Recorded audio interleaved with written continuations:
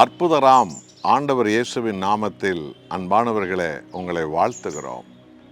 சர்வலோகத்தை உண்டாக்கி மனித குலத்துக்கு ரட்சிப்பை கொடுத்து சாத்தானின் நித்தியத்திற்கும் அவர் நசுக்கி போட்டு சகல அதிகாரங்களையும் அப்போஸ்தலர்களுக்கும் மிஷனரிகளுக்கும் ஊழியக்காரர்களுக்கும் கொடுத்து உலகமெங்கும் சென்று எல்லா ஜனங்களையும் என் சீஷராய் மாற்றுங்கள் என்று மாபெரும் ராஜரீக ஊழியத்தை கொடுத்து சென்ற கர்த்தராகிய இயேசு கிறிஸ்து பரலோகத்திலிருந்து சீக்கிரமாய் வரப்போகிறார்.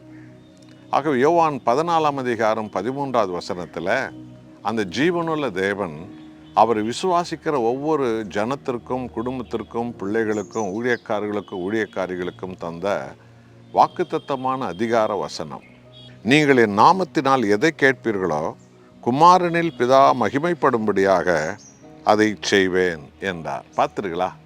உயிர்த்தாண்டவர், உயிரோடு இருக்கிற தெய்வம், நாம் ஜெபிக்கும்போது நம்மோடு பேசுகிற தெய்வம், வசனத்தின் வழியாய் நம்மோடு அற்புதங்களை செய்கிற தெய்வம். உலகிலே பல கோடி மக்கள் கற்பனைகளை வணங்கி கொண்டிருக்கிறார்கள். பாட்டி கதைகள், பாரம்பரிய கதைகள், கற்பனை கதைகள், பாதாள கதைகளை வணங்கி கொண்டிருக்கிறார்கள். உலகில் பல கோடி மக்கள் தெய்வம் ஒருவர் உண்டு என்று சொன்னாலும் அது யாரென்று தெரியாமல் இருக்கிறதுனால, அவருடைய அறிவு அந்தகாரமாக இருக்கிறதுனால அவர்கள் கல்லையும் மண்ணையும் மரத்தையும் பிளாஸ்டிக் பொம்மைகளையும் பித்தளையிலே தகடுகளையும் இரும்பு தகடுகளையும் தங்கத் தகடுகளையும் வெள்ளி தகடுகளிலுமே தங்கள் விருப்பமான உருவங்களை வைத்துக்கொண்டு அதை தூக்கி சுமந்து கொண்டு போய்கொண்டிருக்கிறார்கள்.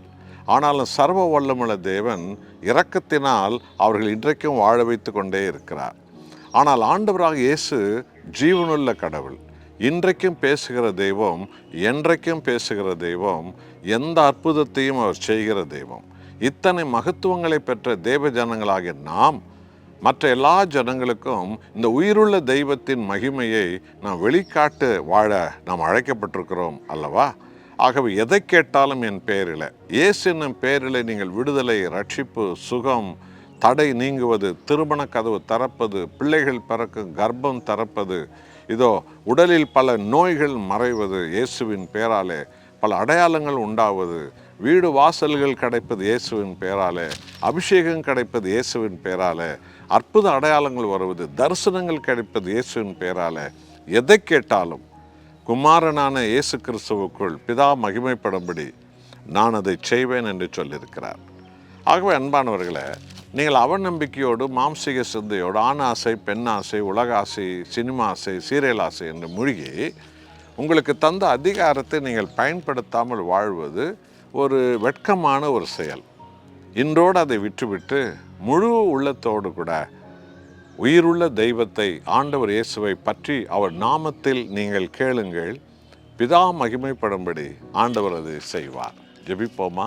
அன்புள்ள ஆண்டவரே, உம்மை விசுவாசிக்கிற எந்த ஆணுக்கும் பெண்ணுக்கும் ஊழியனுக்கும் ஊழியக்காரிக்கும் இயேசு என்னும் பெயரில் நீ எதை கேட்டாலும் அதை நான் உனக்கு செய்வேன், பிதா மகிமைப்படும்படி நான் செய்வேன் என்று வாக்களித்தவரே, என்னோடு ஜெபிக்கிறவர்கள் நாங்களும் எல்லா ஊழியர்களும் போதகர்மார்களும் மிஷனரிமார்களும் நாமத்தில் சொல்லன்னா அற்புத அடையாளங்களை கேட்டு நீரே மெய்யான தெய்வம் என்பதை சகல ஜாதி ஜனங்களுக்கு நிரூபித்து கோடி கோடியான ஆத்துமாக்கள் ஆதாயப்படுத்தும் அபிஷேகத்தை எங்களுக்கு தாரும்.